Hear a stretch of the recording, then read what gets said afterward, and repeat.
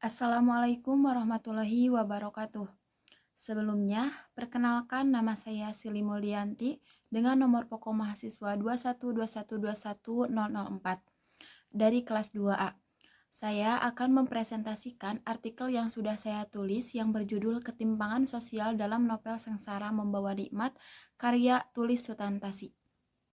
Novel Sengsara Membawa Nikmat merupakan novel karya tulis Sutansati yang diterbitkan di Balai Pustaka pada tahun 1229 dengan nomor ISBN 97897940736 dan 3605 dan ISBN 000000000000.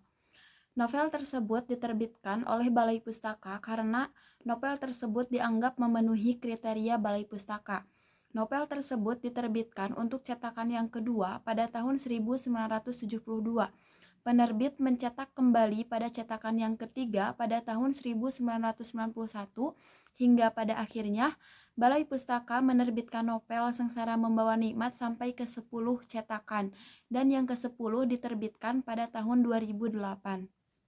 Selanjutnya yaitu analisis novel karya tulis Sutansati yang berjudul Sengsara Membawa Nikmat dengan pendekatan parapraktis. Novel ini menceritakan seorang lelaki yang bernama Midun. Cerita dalam novel ini berlatar tempat di daerah Minangkabau. Novel ini menceritakan seorang lelaki yang baik hati, sopan, taat agama, rendah hati, dan sangat pandai bersilat. Midun merupakan seorang anak dari keluarga sederhana, yaitu anak dari seorang petani. Namun ia tidak pernah malu dan sangat menghormati orang tuanya. Karena kebaikan dan kerendahan hati Midun, ia sangat disukai oleh warga di kampungnya. Dari sebagian besar yang menyukai Midun, tentu pasti ada yang tidak menyukai Midun. Baik itu karena iri akan keahlian dan sikap yang baik Midun, sehingga banyak orang yang menyukainya, ataupun karena mereka memandang rendah Midun yang hanya seorang anak petani miskin. Seorang lelaki yang sebaya dengan Midun bernama Kacak merupakan seorang lelaki yang sombong dan angkuh. Ia seorang keponakan dari keluarga terpandang di kampungnya. Kacak sangat tidak menyukai Midun. Ia iri dengan Midun karena Midun banyak disukai oleh warga di kampungnya. Kacak juga merasa bahwa Midun tidak pantas disayangi oleh banyak orang karena Midun hanyalah seorang anak petani miskin. Dengan rasa iri dengki terhadap Midun, Kacak berulang kali mencoba untuk mengganggu Midun dengan cara menyurangi dan memfitnah Midun. Karena Kacak sangat membenci keberadaan Midun yang tinggal di kampungnya. Singkat cerita, karena kekesalan Kacak terhadap Midun, ia selalu mencoba berbagai cara untuk menyakiti Midun. Namun, Midun sangat tabah dan sangat baik hati. Pada suatu hari, istri Kacak jatuh dan terseret arus sungai. Karena Midun berada di tempat yang tak jauh dari situ, dengan kebaikan hati Midun, Midun langsung menolong dan menyelamatkan istri Kacak. Setelah bertemu dengan Kacak, bukannya berterima kasih, tetapi Kacak memfitnah Midun akan memperkosa istrinya. Kacak bergegas pada pimpinan atau kepala desa untuk melaporkan Midun, dan kepala desa tersebut mempercayai bahwa Midun akan memperkosa istrinya. Setelah itu, karena Midun difitnah oleh Kacak, sebagai hukuman Midun, kepala desa menyuruh Midun untuk melakukan pekerjaan yang tidak digaji. Midun melakukan pekerjaan tersebut dengan ikhlas di bawah pengawasan Kacak. Namun Midun sangat sabar dan tabah menjalani hukuman yang diberikan oleh kepala desa. Kekesalan dan kebencian Kacak tidak cukup sampai di situ. Kacak sangat membenci Midun yang masih berkeliaran di desa mereka. Sampai suatu hari, Kacak merencanakan untuk membunuh Midun. Namun dengan berbagai cara untuk membunuh Midun, Kacak selalu gagal. Namun pada akhirnya, Kacak berhasil memenjarakan Midun. Midun akhirnya dipenjara. Pada saat dipenjara, Midun menderita dalam penjara karena harus berhadapan dengan para narapidana yang jahat-jahat. Tetapi karena Midun ahli dalam silat, ia selalu menang setiap kali ia berkelahi dengan narapidana. Maka dari itu, Midun menjadi seseorang yang sangat disegani oleh semua narapidana. Ia disegani oleh semua orang yang ada di penjara karena keahlian Midun dalam bela diri. Selain itu, karena kebaikan dan ketulusan hati Midun, Midun sangat ditakuti dan dihormati oleh semua orang. Dalam menjalani masa tahanannya, Midun diberi tugas untuk menyapu jalanan. Pada saat menyapu jalanan, Midun tidak sengaja melihat seorang perempuan cantik yang duduk termenung sendirian. Perempuan cantik itu bernama Halimah. Tidak lama kemudian, perempuan cantik itu pergi. Midun menghampiri bekas tempat duduk perempuan cantik tadi yang bermaksud akan menyapu tempat duduk bekas perempuan cantik tadi. Pada saat menyapu, ia melihat sebuah kalung yang tertinggal di tempat duduk si perempuan tadi. Midun menebak bahwa kalung tersebut milik perempuan cantik yang tadi duduk. Midun mengejar perempuan cantik tersebut untuk mengembalikan kalung milik perempuan cantik itu. Akhirnya, setelah Midun mengembalikan kalung tersebut, Midun berkenalan dengan perempuan cantik yang bernama Halimah itu. Halimah merupakan seorang perempuan cantik yang tinggal bersama ayah tirinya. Halimah tidak bahagia tinggal bersama ayah tirinya. Ia ingin mencari ayahnya dan ingin bertemu ayah kandungnya. Halimah berusaha pergi ke Bogor untuk mencari ayahnya, namun masih belum bisa pergi hingga ia bertemu dengan Midun.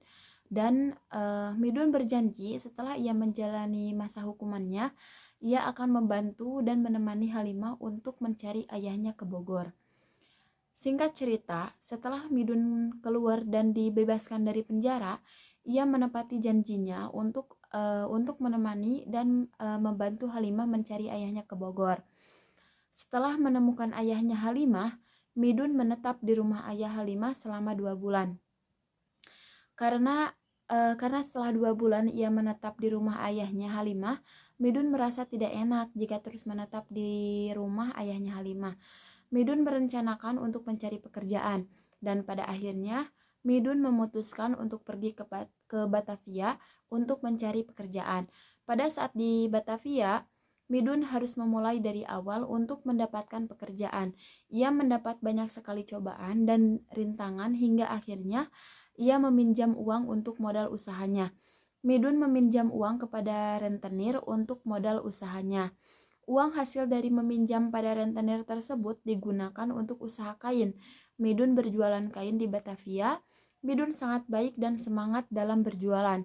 Usaha dari hasil menjual kain tersebut membuahi hasil.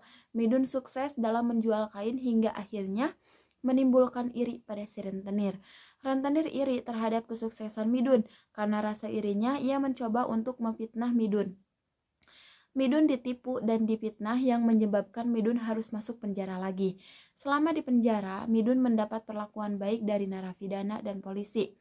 Midun juga pandai mengetik, sehingga keterampilan mengetiknya dipakai oleh polisi.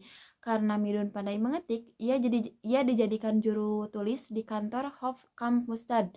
Selain itu, karena hasil pekerjaan Midun dianggap baik, Midun diterima menjadi menteri polisi di Tanjung Priuk. Seiring dengan itu, Midun mendapat hadiah dan beberapa ribu rupiah dari hasil pekerjaannya yang baik. Setelah bebas dari penjara, ia pergi ke Pasar Baru dan secara tidak sengaja ia menolong seorang sinyo Belanda yang diganggu oleh preman. Sinyo pejabat tersebut ternyata anak seorang pejabat terkenal.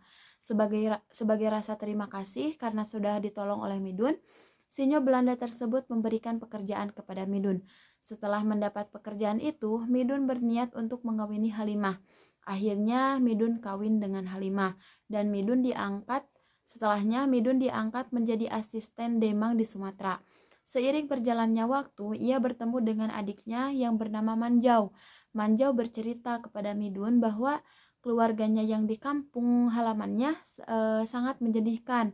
Mendengar adiknya bercerita, Midun meminta agar ditugaskan di kampung halamannya. Setelah dipindah tugaskan ke kampung halamannya, Midun bertemu dengan keluarganya, juga bertemu dengan Kacak.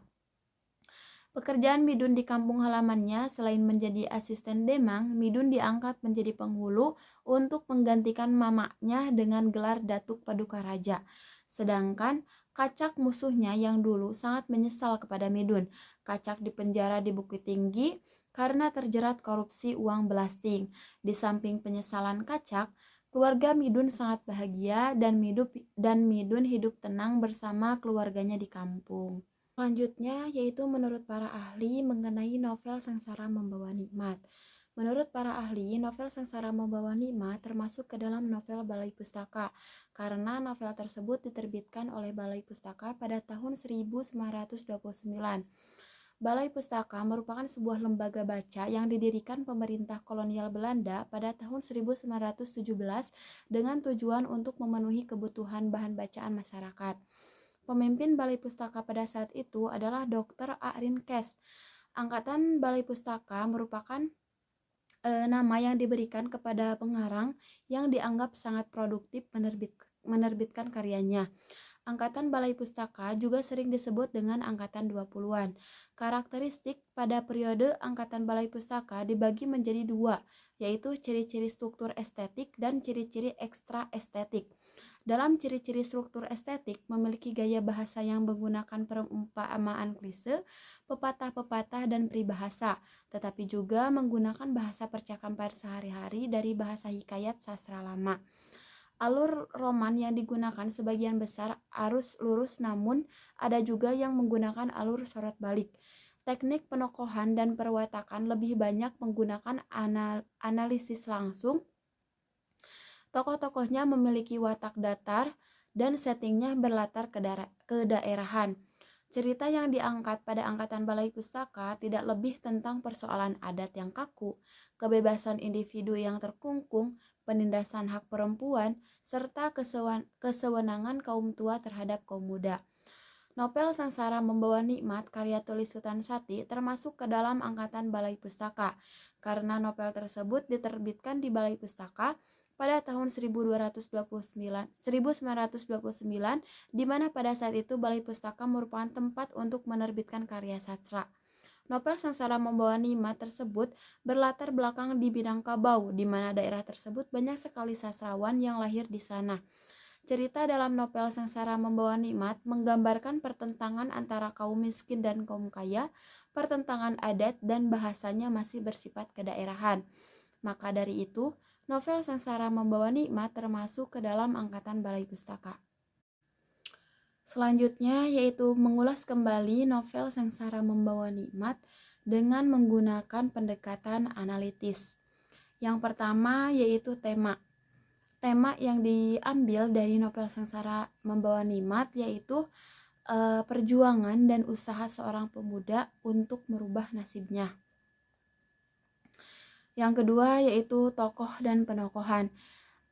Yang tokoh pertama yaitu ada Midun. Ia memiliki watak yang baik hati, sopan, santun, rendah hati, taat agama, dan tabah. Kalimat pembuktiannya ada pada halaman 12 yaitu budi pekertinya sopan santun kepada siapapun. Tokoh kedua yaitu Kacak. Ia memiliki watak iri dengki, pemarah, dan sombong. Kalimat pembuktiannya yaitu berapa kepandaianmu, saya lebih tinggi daripada engkau. Yang ketiga yaitu tokoh Haji Abbas. Ia memiliki watak yang bijaksana. Kalimat pembuktiannya ada pada halaman 53. Kalau ada temanmu yang sehati dengan engkau, katanya. Selanjutnya yaitu tokoh Halimah, perempuan cantik yang memiliki watak baik dan pandai. Kalimat pembuktiannya ada pada halaman 141. Sungguh pandai Adinda menahan hati. Selanjutnya yaitu alur. Alur yang digunakan dalam novel Sengsara Membawa Nikmat yaitu alur maju dan alur mundur. Awal cerita menggunakan alur maju karena cerita dimulai dari perjalanan Midun yang belum sukses hingga diakhiri dengan kesuksesan. Dan di tengah cerita juga terdapat alur mundur di mana cerita kembali untuk melihat masa lalu. Selanjutnya yaitu latar. Yang pertama yaitu latar waktu. Waktu yang dipaparkan dalam novel tersebut yaitu pada waktu asar, hari Minggu pagi-pagi, maghrib, malam, dan petang. Yang kedua latar tempat. Tempat yang digunakan dalam novel Sengsara Membawa Nikmat yaitu di surau atau masjid, kampung, di pacuan kuda, Padang Bogor, Batavia, Sumatera. Selanjutnya yaitu latar suasana. Latar suasana dalam cerita novel Sengsara Membawa Nikmat yaitu tegang, sedih, emosi, bahagia, tenang, dan senang. Selanjutnya yaitu sudut pandang. Sudut pandang yang digunakan dalam novel Sengsara Membawa Nikmat yaitu sudut pandang serba tahu. karena penulis sangat mengetahui bagaimana watak tokoh, kehidupan tokoh, serta perjalanan hidupnya. Selanjutnya yaitu gaya bahasa. Gaya bahasa yang digunakan dalam novel Sengsara Membawa Nikmat yaitu yang pertama majas perumpamaan. Kalimat pembuktiannya yaitu jangankan ia terampas, melainkan seakan-akan tak menjejak tanah ia rupanya, pada halaman 59. Yang kedua yaitu majas hiperbola, yang kalimat pembuktiannya ada pada halaman 135, yaitu hatinya tertarik kepadamu. Yang terakhir yaitu majas personifikasi. Kalimat pembuktiannya yaitu pada halaman 142. Akhirnya suami itu seperti sirih kerap tumbuh di batu. Yang terakhir yaitu ada amanat. Amanat yang bisa diambil dari cerita novel Sengsara Membawa Nikmat yaitu jangan pernah takut selama kita tidak melakukan kesalahan. Kita harus tetap berusaha dan jangan menyerah. Kita juga harus selalu sabar dan tabah ketika diberi ujian dan cobaan. Jangan menjadi pendendam dengan siapapun. Biarkan Tuhan yang membalas atas sikap kurang baik orang-orang terhadap kita. Dan biarkan Tuhan yang memberikan balasan atas kesabaran dan usaha kita. Baik, cukup sekian yang bisa saya sampaikan. Mohon maaf apabila ada kesalahan ataupun kekurangan. Terima kasih. Wassalamualaikum warahmatullahi wabarakatuh.